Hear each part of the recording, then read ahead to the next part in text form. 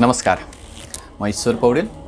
यस सच्चिदानन्द स्वामी गुरु शक्तिधाम आश्रम पोखरा कुण्डलिनी शक्तिपाद चैतन्य ध्यान महायोग उपसमितिको तर्फबाट आज हामी यहाँहरूलाई मानव जीवन के हो र मानव जीवनमा योग ध्यान साधनाको कस्तो महत्त्व रहन्छ र हाम्रो संस्थाले यस मानव जीवनमा योग ध्यान साधनाको लागि कस्तो खालको उत्तरदायित्व वहन गर्छ भन्ने विषयमा यहाँहरूसँग चर्चा गर्नेछौँ।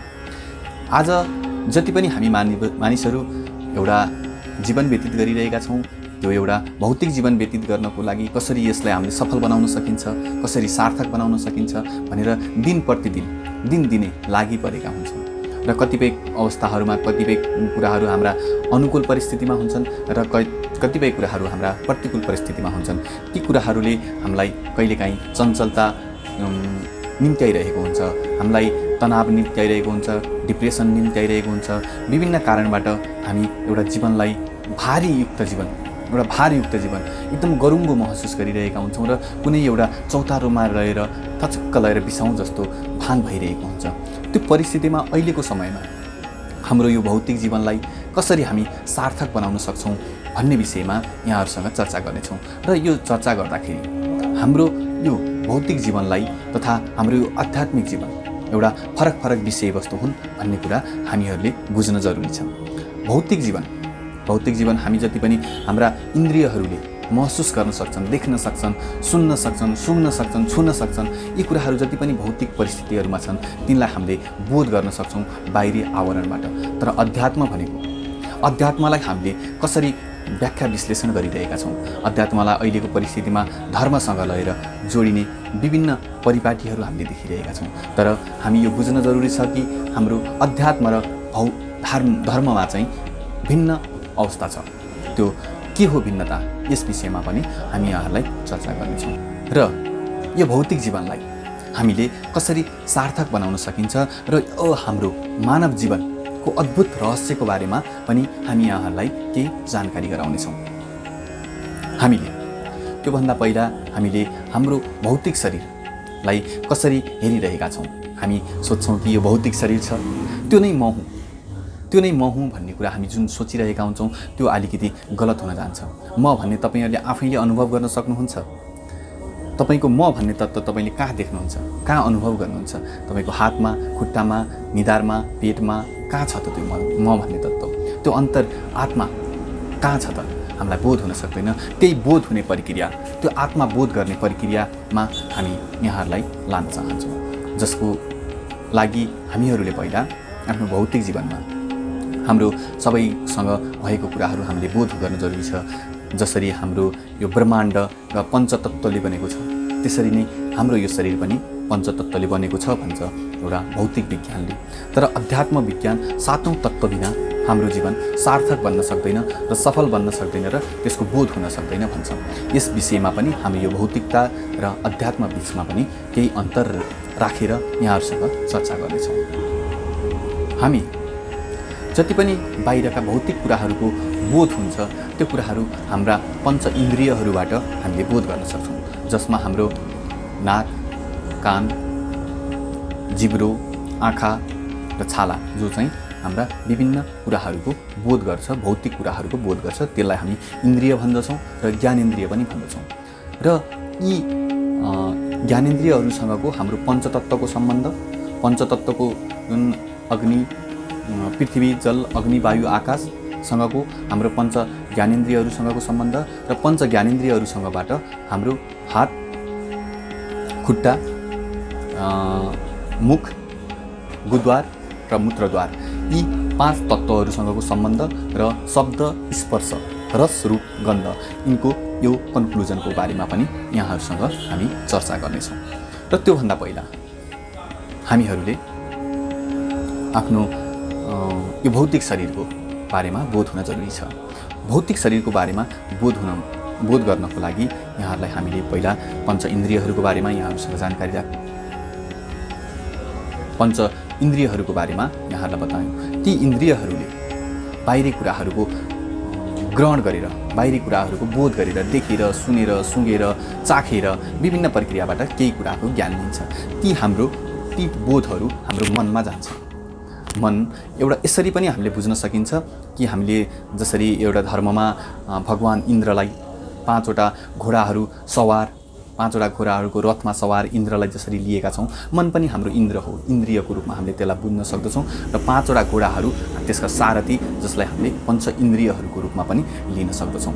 र ती बाहिरी कुराहरूको बोध भइसकेका कुराहरू हाम्रो मनमा जान्छ। एउटा सामान्य मानिसलाई एक दिनमा हिजोका भएका परिस्थिति, आज देखेका घटेका सुनेका विभिन्न परिस्थितिहरूबाट पनि एउटा सामान्य मान्छेलाई 30 देखि 40 हजार भन्दा पनि माथि विभिन्न खालका विचारहरू उत्पन्न हुन्छ।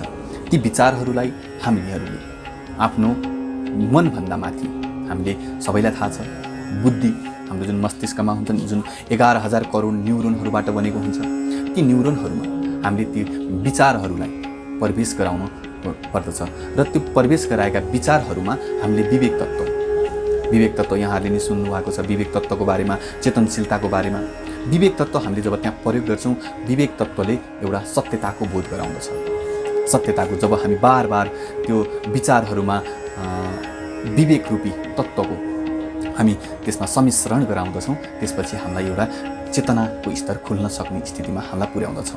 जसरी हामी साइन्समा केमिस्ट्री पढ्छौँ, विभिन्न केमिकलहरूको रियाक्सन गराइरहेका हुन्छौँ, त्यसमा पढाएको हामीले देखिरहेका हुन्छौँ, त्यो पनि एउटा विचार रूपी केमिकल हो। विचार रूपी केमिकलमा हामीले विवेक तत्त्व रूपी केमिकल जब हामी बार बार त्यसको प्रयोग गर्दछौँ, जब बल्ल हाम्रो चेतनाको स्तर खुल्न जान्छ। हामी आफूलाई मानिसलाई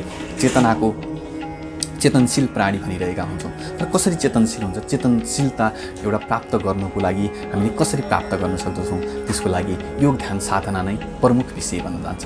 त्यही योग ध्यान साधना हामीले कसरी गरेर हामी ती पञ्चतत्त्वहरूलाई, भौतिक कुराहरूलाई कसरी प्राप्त गर्न सक्दछौँ, त्यो अद्भुत रहस्यलाई जसरी हाम्रो शरीरमा रहिरहेको हुन्छ पञ्चतत्त्व, र पञ्चतत्त्व कुन कुन स्थानमा रहेको हुन्छ, त्यो कुराको पनि हामी यहाँहरूलाई जानकारी गराउनेछौँ। हाम्रो यो मानव जीवन जति पनि यो ब्रह्माण्डमा देखिएका जति पनि रहस्यहरूको एउटा मिनी रूप हो, त्यो कुराको पनि हामीले बोध गर्न जरुरी छ। जसरी पञ्चतत्त्वबाट बनेको यो प्रकृति छ, त्यसरी नै हाम्रो यो भौतिक शरीर पञ्चतत्त्वबाट नै निर्मित छ। त्यसैले हामीले यसलाई एउटा सामान्य अथवा भनौँ एउटा सानो आकारको एउटा ब्रह्माण्ड भन्न सक्छौँ। र यही हाम्रो यो सानो आकारको ब्रह्माण्डमा हामीले खोज तथा अनुसन्धान गरेर आफ्नो भौतिकता के हो र आध्यात्मिकता के हो यस विषयमा बोध गर्न सक्दछौँ। र त्यो कुराहरू हामीले साधना, योग ध्यान साधनाको माध्यमबाट र सो अध्ययनको माध्यमबाट विभिन्न शास्त्रहरू, विभिन्न दर्शनहरूबाट पढेर त्योबाट ज्ञान आर्जन गरेर त्यसलाई व्यवहारमा उतारेर हामीले त्यो कुराहरूलाई बोध गर्न सक्दछौँ। यसमा योग ध्यान साधनाको महत्त्व के हो भने आफूले आफूलाई बुझ्ने कला, मलाई चिन्ने कला, म को हुँ, मेरो क्षमता के हो भन्ने कुराको बोध गराउने एउटा हामी त्यो कलामा यसलाई लान चाहन्छौँ। र त्यसको लागि हामीहरूले योग ध्यान साधनाबाट आफूले आफूलाई चिन्ने, आफूले आफूलाई नै अनुभूति गर्ने एउटा कला अहिलेको समयमा एकदमै आवश्यक रहिरहेको छ। जसरी हामीहरू अहिले एकदमै भौतिक जीवन व्यतीत गरिरहेका हुन्छौँ। भौतिक भनेको के हो, हामी त्यो कुरामा पनि जानकारी लिन जरुरी छ। भौतिक भनेको भूत हो, जो नाशवान छ, आज छ भोलि छैन। यो हाम्रो शरीर पनि एउटा भूत हो, जुन अहिले छ भोलि रहँदैन। त्यसैले भोलि यो भूत हुँदैछ भनेर यो भूत भएकोलाई नै हामीले भौतिक रूपमा व्याख्या गरिरहेका छौँ। र हामीले आफूले आफूलाई चिन्ने एउटा हाम्रो शरीरभित्र नै अवस्थित एउटा मार्ग छ। त्यो मार्गको विषयमा पनि म यहाँहरूलाई जानकारी गराउन चाहन्छु। जसरी हाम्रो यो स्थूल शरीर छ, भौतिक शरीर छ, त्यो भित्र हाम्रो एउटा प्राण शरीर छ। जब हाम्रो यो भित्र रहेको प्राणमा अक्सिजन रूपी हावा त्यो प्राणमा हाम्रो जोडिन्छ, जब हाम्रो एउटा प्राण चल्दछ, हाम्रो जीवन चल्दछ, त्यसपछि हाम्रो मनोशरीर छ, मनबाट चलायमान, मनमा उठेका विभिन्न खालका विचारहरूबाट चलायमान हाम्रो एउटा त्यो जुन शरीर छ मनोशरीर भनिन्छ। त्यस पछाडिभन्दा माथि ज्ञान शरीर छ, जो मस्तिष्कबाट निर्मित छ। विभिन्न खालका ज्ञानहरूबाट जहाँ हामीले विवेक तत्त्वको प्रयोग गर्दछौँ, त्यहाँबाट एउटा ज्ञान रूपी हाम्रो एउटा आवरण बन्दछ, त्यो हामीलाई ज्ञान शरीर भनिन्छ। त्यहाँभन्दा जब हामी ज्ञान प्राप्त गर्दछौँ, त्यहाँभन्दा माथि आनन्द शरीर छ। भन्नुको अर्थ हामी ज्ञान प्राप्त गरिसकेपछि नै बल्ल एउटा आनन्दको अनुभूति गर्न सक्दछौँ। र आनन्दभन्दा माथि हाम्रो सूक्ष्म शरीरहरू छन्, सूक्ष्म शरीरभन्दा माथि कारण शरीर छन्, कारण शरीरभन्दा माथि बल्ल हामीले आफूलाई प्राप्त गर्दछौँ, त्यो नै म हो।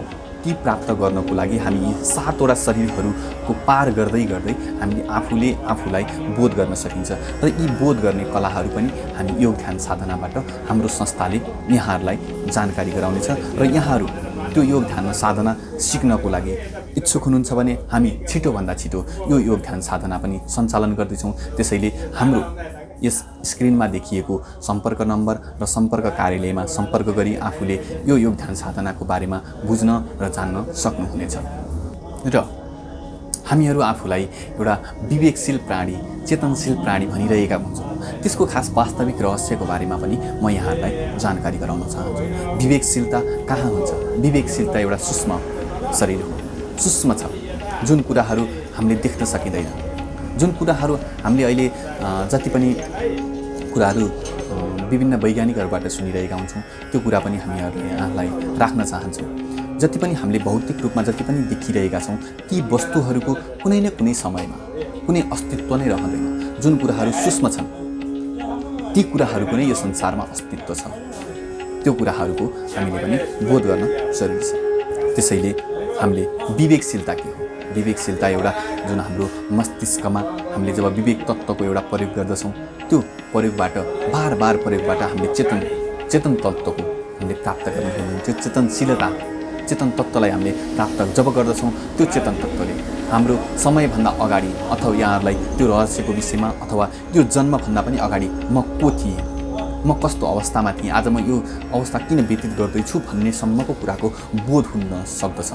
जुन चेतन तत्त्व समयभन्दा अगाडि भूत कुराहरूको पनि चेतना लिन सक्दछ र वर्तमान समयको हुँदै भविष्यमा मेरो के हुँदैछ भन्ने कुराको पनि त्यसले बोध हुन सक्दछ। त्यही भएर हामी एउटा मानिसलाई एउटा चेतनशील प्राणीको रूपमा भनिरहेका हुन्छौँ। हामीहरूले अब यहाँहरूलाई वास्तविक रहस्यको विषयमा म यहाँहरूलाई जानकारी गराउन चाहन्छु। हाम्रो यो ब्रह्माण्ड, यो प्रकृति जसरी पञ्चतत्त्वले निर्मित छ, त्यसरी नै हाम्रो शरीर पनि यो पञ्चतत्त्वले निर्मित शरीरमा हाम्रा विभिन्न यी खालका 5 तत्त्वहरू कहाँ स्थान रहेको छ। र त्यो चक्रहरू जब खुल्दछ, त्यहाँबाट हामीले के प्राप्त गर्दछौँ र त्यो चक्र हाम्रो जब बन्द हुन्छ, हामीले कस्ता किसिमका परिस्थितिहरूको सामना गर्नुपर्ने हुन्छ, यो विषयमा पनि यहाँलाई जानकारी गराउन चाहन्छु। जसरी हाम्रो यो शिरदेखि हाम्रो आसनसम्मको जुन भाग छ, त्यो भागमा एउटा सुषुम्ना नाडी हुन्छ। त्यसको दायाँ र बायाँ इडा र पिङ्गला भन्ने नाडी हुन्छ र त्यो इडा र पिङ्गला नाडीको बिचमा रहेको सुषुम्ना नाडीको तल्लो स्तरमा जुन गुद्वार र मूत्रद्वारको बीच भागमा रहेको हुन्छ, त्यसमा मूलाधार चक्र भनिन्छ। त्यो पृथ्वी तत्त्वले निर्मित हुन्छ। त्यो तत्त्व हाम्रो जसरी डिसएक्टिभ भयो भने, सङ्कुचित भयो भने, खुल्न सकेन भने र त्यो खुल्यो भने के हुन्छ भन्ने विषयमा पनि म यहाँहरूलाई जानकारी गराउन चाहन्छु। यो तत्त्व सक्रिय गर्नाले व्यक्ति बसेको स्थान तथा आसन सिद्धि हुन्छ। ध्यान गर्नका लागि ध्यान आसनमा रही ध्यान गर्न सक्ने क्षमताको वृद्धि हुन्छ। मूलाधार सम्बन्धीका सम्पूर्ण आन्तरिक शक्तिहरू प्रस्फुटित हुन लाग्दछन्। जसरी हामीले भनिन्छ, यसको मूल आधारको शाब्दिक अर्थ मूल प्लस आधार हो र यो शरीरको पहिलो चक्र हो। यो चक्र गुद्वार र लिङ्गको बीच भागमा रहेको हुन्छ। यो चक्रमा 4वटा कोणहरू हुन्छन्। यो चक्रलाई आधार चक्रको रूपमा पनि लिइन्छ। व्यक्तिको चेतना यसै चक्रमा निहित हुन्छ। जुन मनुष्य भोग, सम्भोग तथा निद्राको अत्याधिक समीपमा हुन्छ, उक्त व्यक्ति यो चक्रको नजिक रहेको हुन्छ। यो चक्र जब मानिस जहिले पनि भोग, निन्द्रा र सम्भोगमा ध्यान लगाइरहन्छ, उक्त व्यक्तिको शरीरमा यस चक्र जागरुक हुँदै जान्छ। यसै गरी यी नियमको पालना गर्ने व्यक्तिको पनि यो चक्र जागरुक रहन सकिन्छ। र यो चक्र पृथ्वी तत्त्वसँग सम्बन्धित भएको हुनाले पृथ्वीबाट आफ्नो शरीरमा अर्थिन कनेक्ट भएको आन्तरिक अनुभूति हुन थाल्दछ। यो चक्र जागृत हुनाले मनुष्य शास्त्रवेत्ता अथवा ज्ञानी बन्दछ। विशुद्ध स्वावलम्बी काव्य कविता रचना गर्न सक्ने हुन्छ। शारीरिक रूपमा आकर्षण, सुडोल, कान्तिमय, खाना पचाउन सक्ने क्षमता वृद्धि हुन्छ। पाइल्स, फिस्टुला तथा यस चक्रसँग सम्बन्धित सम्पूर्ण रोगहरूको आफै भित्रबाट उपचार हुन्छ र भौतिक शरीर स्वस्थ रहन्छ। त्यस्तै अर्को छ स्वाधिष्ठान चक्र, जो यो योनाङ्ग र नाभि चक्रको बीच भागमा रहन्छ। यो चक्रको बीज मन्त्र ओम हामी जब ध्यान आसनमा बसिन्छ, ध्यान आसनमा बस्दाखेरि हामी ओम मन्त्रलाई उच्चारण गरेर ध्यान अवस्थामा बस्यौँ भने यो चक्र खुल्ने सम्भावना रहन्छ।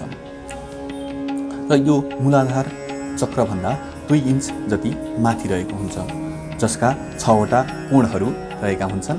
यदि मनुष्यको ऊर्जा यस चक्रमा एकत्रित छ भने उसको जीवन आनन्द, मोज मस्ती गर्ने, मनोरञ्जन गर्ने, रमाइलो गर्न उत्प्रेरित गराउँदछ, सुखमय जीवन बिताउन मद्दत गर्दछ।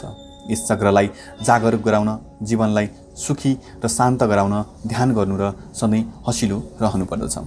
यो चक्र सक्रिय हुँदा व्यक्तिको क्रोध समाप्त हुन्छ, व्यक्ति आफूलाई गौरववान महसुस गर्दछ, अविश्वासको अन्त्य हुन्छ र नराम्रो गुणहरूको नाश भएर जान्छ। यी सबै कुराहरूको अन्त्य हुन्छ जब यो चक्र सक्रिय हुन्छ। यो चक्र एक्टिभ हुँदा ध्यानबाट गुरु तत्त्वको दर्शन ध्यानबाटै प्राप्त हुन्छ। नदेखिएका, नसुनिएका सत्य शास्त्रहरूको ज्ञान प्राप्त हुन्छ। भन्नुको अर्थ हाम्रो सम्पूर्ण शरीर नै एक शास्त्र हो। निर्भय, निडर तथा अदृश्य शक्तिले काम गर्न थाल्दछ। स्वास्थ्य सम्बन्धी, प्रजनन क्षमता वृद्धि बढ्नु, बच्चा नहुने समस्याहरू, महिला पुरुषकै सुधार हुन्छ। आफैमा ऊर्जावान भएको महसुस उत्पन्न हुन्छ। तेजस्वी, वीर्यवान, किडनी, मूत्राशय, अण्डाशय तथा जल तत्त्व सम्बन्धी सम्पूर्ण रोगहरूको निदान हुन्छ। देह तेजयुक्त हुन्छ। गर्भाशय, कम्मर सम्बन्धी, नेत्र विकास सम्बन्धी अनेकौँ रोगहरूको निदान गर्न सकिन्छ। पुरानो विषयवस्तुहरूलाई नयाँ तरिकाको भिजन देख्न सकिन्छ। आनन्दित स्वभाव हुन्छ। खोज तथा अनुसन्धानमा लगाव लाग्दछ। क्रिएटिभ सोचको विकास गराउँदछ। यो चक्र असन्तुलन हुँदा मानसिक रूपमा असन्तुलन, नकारात्मक विचारहरूको प्रभाव र नकारात्मक विचारहरूबाट नकारात्मक व्यवहार र जीवन नै दुःखी बन्दछ र असफल भएको महसुस हुन्छ। त्यस्तै अर्को छ अग्नि तत्त्वसँग सम्बन्धित हाम्रो मणिपुर चक्र छ। यो नाभिको भागमा रहन्छ। यसको बीज मन्त्र रम हो। ध्यान आसनमा बसी जब हामी यो मन्त्रको उच्चारण गर्नाले यो चक्र एक्टिभ गर्ने सम्भावना रहन्छ। 10वटा कोण भएको पहेँलो रङको नाइट्रोफनको रङको पहेँलो रङको हुन्छ, जसलाई मणिपुर चक्र भनिन्छ। कर्मयोगी व्यक्ति वा जो सधैँ काम गरिरहन मन पराउने व्यक्तिको यो चक्रमा प्रभाव परेको हुन्छ। यस्तो व्यक्ति जस्तोसुकै कठिन काम गर्न पनि पछि पर्दैन, बिना अल्छी काम गरिरहने र सधैँ फुर्तिलो रहने हुन्छन्। यदि पेटबाट श्वास लिने, काममा ध्यान दिने गरेमा यो चक्र सक्रिय भइरहन्छ। यो चक्र सक्रिय हुँदा ईर्ष्या, तृष्णा, लाज, डर, घिन, मोह आदिको अन्त्य हुन्छ। यो चक्रले आत्मशक्ति, आत्मबल र आत्मविश्वास बढ्दछ। जब हामी शरीर होइन आत्मा हो भनेर सोचिरहन्छौँ भने यो चक्र सक्रिय रहिरहन्छ। यसको बीज मन्त्र रम हो। जब हामी ध्यान आसनमा बसी यो मन्त्र उच्चारण गर्नाले यो चक्र एक्टिभ रहने सम्भावना रहन्छ। यो चक्र जागृत गर्नाले सुख, शान्ति, वैभव, सिद्धि तथा धन सम्पत्ति प्राप्त हुन्छ। मनुष्य जडीबुटी सम्बन्धी, रत्न एवं देह तत्त्व विषय ज्ञान विज्ञानमा प्रखर हुनुका साथै पेट सम्बन्धी, ग्यास्ट्रिक, अल्सर, क्यान्सर, पेट सम्बन्धी सम्पूर्ण रोगहरूबाट मुक्त हुन सक्दछ। मधुमेह सम्बन्धी अनेकौँ रोगहरू पूर्ण रूपमा ठिक हुन्छ। कन्फिडेन्ट लेभल वृद्धि हुन्छ। सत्य इच्छा प्राप्त गर्ने क्षमता राख्दछ। लौकिक र अलौकिक इच्छा प्राप्त गर्ने क्षमता राख्दछ। सत्य निर्णय लिने क्षमता राख्दछ। रिसलाई कन्ट्रोल गर्ने क्षमता राख्दछ। जब मान्छेहरूलाई बढी रिस उठ्छ, जब यो चक्र डिसएक्टिभ रहेको हामी बुझ्नुपर्दछ। र यो चक्र एक्टिभ गर्नाले अहिलेको समयमा धेरै मानिसहरू क्यान्सर रोगबाट पीडित भइरहेको हामीले सुनिरहेका छौँ, कति भोगिरहेका छौँ। यहाँहरूका लागि डाक्टरको रिपोर्ट अनुसार पहिलो र दोस्रो स्टेजसम्मको क्यान्सरलाई योग ध्यान साधनाबाट निर्मूल गर्न सकिन्छ। पहिलो र दोस्रो, त्यहाँभन्दा माथिको त हामीले त्यसलाई प्रयास मात्रै गर्ने हो, तर सक्छौँ नै भन्ने त छैन। तर पहिलो र दोस्रो स्टेजका क्यान्सरहरूलाई चाहिँ यहाँ योग ध्यान साधनाबाट चाहिँ हामीले निर्मूल गर्न सकिन्छ। त्यसभन्दा माथि अनाहत चक्र, वायु तत्त्वसँग हाम्रो पञ्चतत्त्वमध्येको वायु तत्त्वसँग यसको सम्बन्धित रहन्छ। यो हृदय जुन मुटु सम्बन्धी, फोक्सो र हाम्रो यो पेट आमाशयभन्दा बिचमा जुन खाल्टो परेको भाग हुन्छ त्यो भागमा रहेको हुन्छ। यसको बीज मन्त्र यम हो। जब हामी यम त्यो मन्त्रलाई ध्यान आसनमा बसेर सबै हाम्रा चित्तहरूलाई त्यस केन्द्रमा केन्द्रित गरेर हामी जब यम बीज मन्त्रको उच्चारण गर्दछौँ त्यस समयमा यो चक्र एक्टिभ गर्न सकिन्छ। यो चक्र एक्टिभ हुँदामा ब्रह्माण्डका ब्रह्मधुनहरू आन्तरिक शक्ति हुँदै आफैभित्र गुन्जन लाग्दछन्। जस्तै ओमकार ध्वनि, मृदङ्गका ध्वनि, बाँसुरीका वा हुङ्कारका जस्ता ध्वनिहरू सुन्न सकिन्छ। मनुष्य क्रोध, शोक, लोभ, मोहबाट मुक्त हुन्छ। सत्य वा असत्यको ज्ञान हुन्छ। समस्त अस्तित्वप्रति नै हाम्रो प्रेम हुन पुग्दछ। यो चक्र एक्टिभ हुँदा मुटु, फोक्सो तथा वायु सम्बन्धी लाग्ने अहिले समस्या प्राय मानिसहरूलाई दमको समस्या छ। त्यो दमको समस्या हुनु भनेकै हाम्रो यो अनाहत चक्रमा डिसएक्टिभ हुनु। विभिन्न किसिमकाहरू मनमा अनेक किसिमका चञ्चलताहरू, धेरै कुराहरू खेल्न थाल्दछन् जसले हामीलाई विभिन्न किसिमका रोगहरू निम्त्याउँछ। यो विभिन्न किसिमका मनमा चञ्चलता, विचारहरू उत्पन्न हुनु, विचारहरू खेल्नु यो चक्र डिसएक्टिभ भएकै कारणले गर्दा हो। जब मानिसहरूमा यो चक्र एक्टिभ हुँदा विभिन्न किसिमका आन्तरिक शास्त्रवेत्ता, विभिन्न किसिमका ज्ञानहरू प्रस्फुटित हुन लाग्दछन् र हामीले यो चक्रलाई एक्टिभ गराएर हामीभित्रको आन्तरिक क्षमतालाई वृद्धि गर्न सक्दछौँ। र अर्को छ विशुद्धि चक्र, जुन हाम्रो आकाश तत्त्वसँग, पञ्चतत्त्वमध्येको आकाश तत्त्वसँग सम्बन्धित हुन्छ र यो हाम्रो कण्ठकुपमा रहेको हुन्छ। र हाम्रो यो कण्ठकुपमा जुन ठाउँमा हामीले खाल्टो परेर देखिरहेका छौँ त्यो ठाउँमा हाम्रो यो तत्त्व रहेको हुन्छ। यसको बीज मन्त्र जब हामी हम हम गरेर यो चक्र हामी ध्यान आसनमा बसेर हम बीज मन्त्र उच्चारण गरेर ध्यानमा बस्दछौँ र सबै चित्तहरूलाई हामीले यही कण्ठकुपमा लगेर ध्यान केन्द्रित गरेर हामीले यो बीज मन्त्र उच्चारण गर्दछौँ। त्यस समयमा यो चक्र एक्टिभ गर्ने सम्भावना रहन्छ। यो चक्र जागृत गर्नाले मानिसको उत्पत्ति, स्थिति र संहार गर्ने क्षमता वृद्धि हुन्छ। नयाँ नयाँ प्रविधिहरूको सृष्टि गर्ने क्षमताको विकास हुँदछ। आकाशमा रहेका विभिन्न रहस्यहरूको खोज तथा अनुसन्धान गर्ने क्षमता वृद्धि हुन्छ। बुद्धिमान, इन्द्रियहरूलाई नियन्त्रण गर्ने क्षमता, सङ्गीत कलामा निपुण हुन्छ। सुख शान्तिको अवस्था प्राप्त, पीडा, दुःख र भयबाट मुक्त। यो चक्र एक्टिभ गर्दामा शरीरका रोगहरूबाट कण्ठ सम्बन्धी, थाइराइड, दम, कफ, फोक्सो, कान, घाँटी, टाउको सम्बन्धी सम्पूर्ण रोगहरूको निदान हुनुका साथै कान्तियुक्त हुन्छ र बाणी शुद्ध बोलीको प्रभाव बढ्दछ र ज्ञान विज्ञानमा पोख्त हुन्छ। अनाहत चक्र एउटा ज्ञानको प्रतीक हो।